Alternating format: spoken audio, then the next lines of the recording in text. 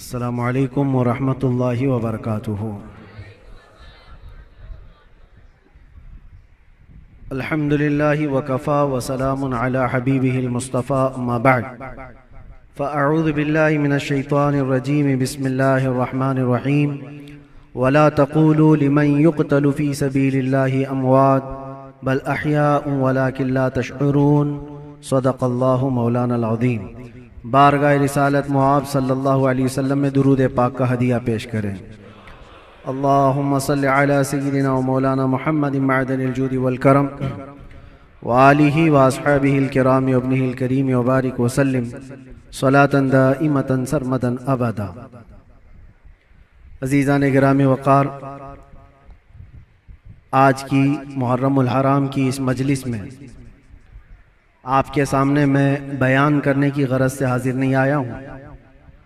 आपके 10 रोज़ा जो मुहर्रम की मजालिस यहाँ पर चल रहे हैं, मामूल के मुताबिक चलते रहेंगे और उससे आप नसीहत हासिल करते रहेंगे।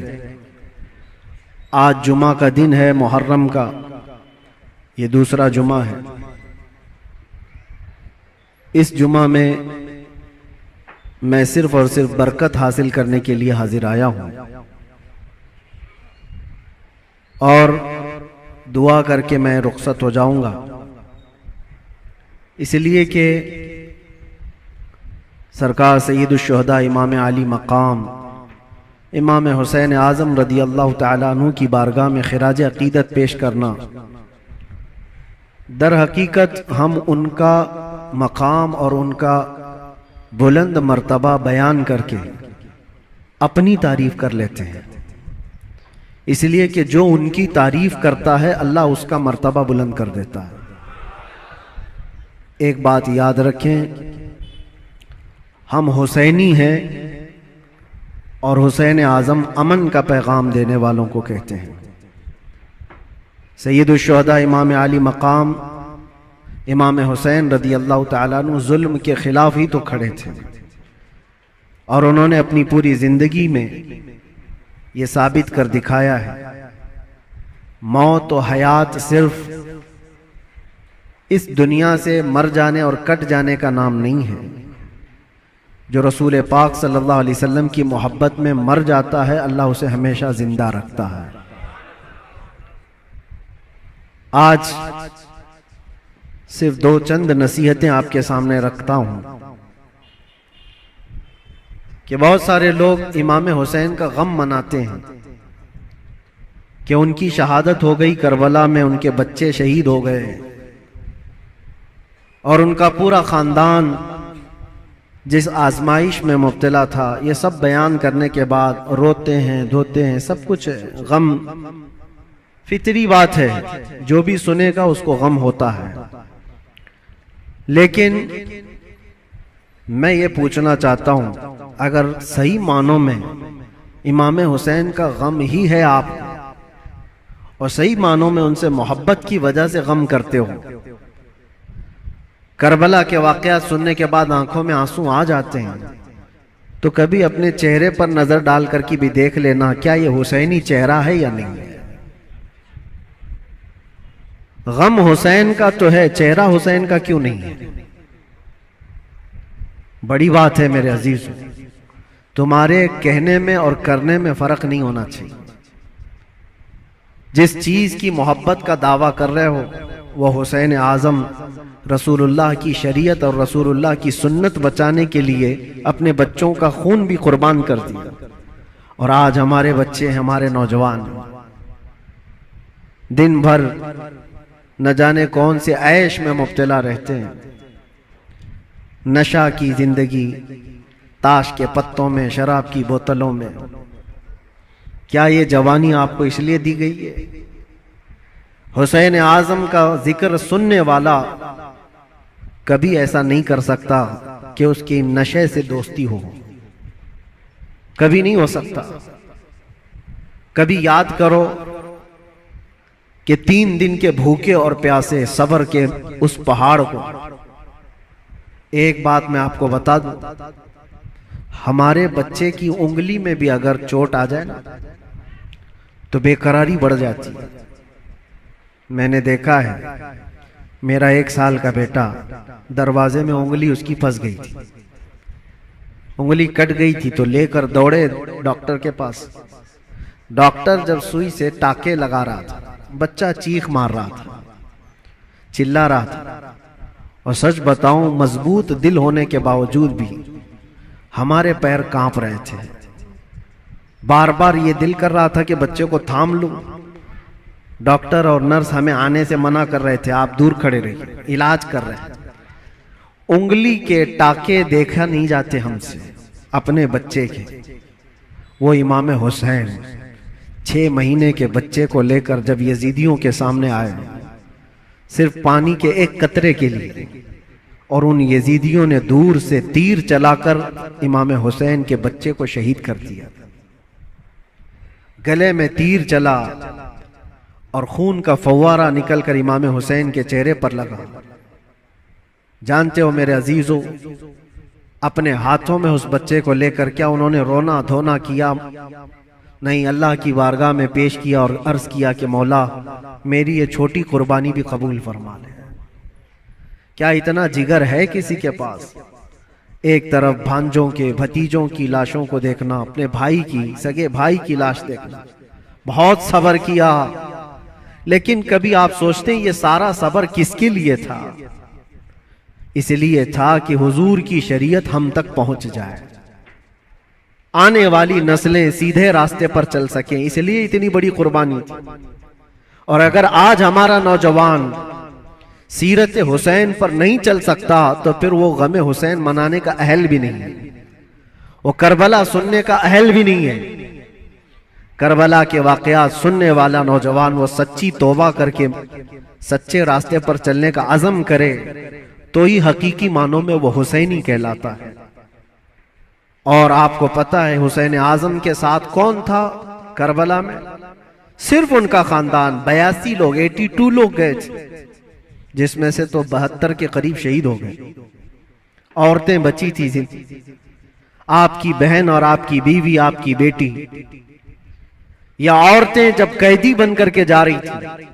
लोग उल्टा सीधा बयान करते होंगे, लेकिन सही मानों में रिवायत यह है कि उन अहले बैत की खवातीन को उस हालत में भी पर्दे में देखा गया है। अहले बैत की कोई औरतें बेहिजाब नहीं थी, वो अपने पर्दे की पाबंदी कर रही थी, जैसे चाहे वैसे। आपको एक बात बताता हूं, जब इमाम हुसैन का सर लेकर के दिमश्क में पहुंचे, दिमश्क में जब पहुंचे तो पूरे लोग सर इमाम हुसैन को देखने के लिए भीड़ लगाए हुए थे। तो उस वक्त हजरत बीबी सकीना जो 9 साल की थी, इमाम हुसैन की बेटी, वो भी चल रही थी। एक सहाबी वहां दिमश्क में रहते थे हुजूर के, उनकी उम्र ज्यादा थी, 80 साल के करीब के थे। उन्होंने पहचान लिया इमाम हुसैन की बेटी को देख करके। वो करीब आए, कहा बेटा अफसोस है कि रसूलुल्लाह के इस नवासे को शहीद कर दिया गया, हम कुछ नहीं कर सके। बताओ कोई हाजत है तो मैं तुम्हारी हाजत पूरी करूं। ऐसे वक्त में एक घर, जिसके घर से सब कुछ लुट गया हो, खाने पीने को भी ना हो और कैदी बनाकर ले जाया जा रहा हो, उस वक्त नन्ही सी बच्ची ने क्या कहा जानते हैं आप? कहा, ऐ मेरे नाना के सहाबी, ये जो मेरे बाप का सर नेज़े पर डालकर ले जा रहे, इसको थोड़ा आगे कर दीजिए, ये जुलूस में आगे कर दीजिए। कहा क्यों ऐसा कह रहे हो?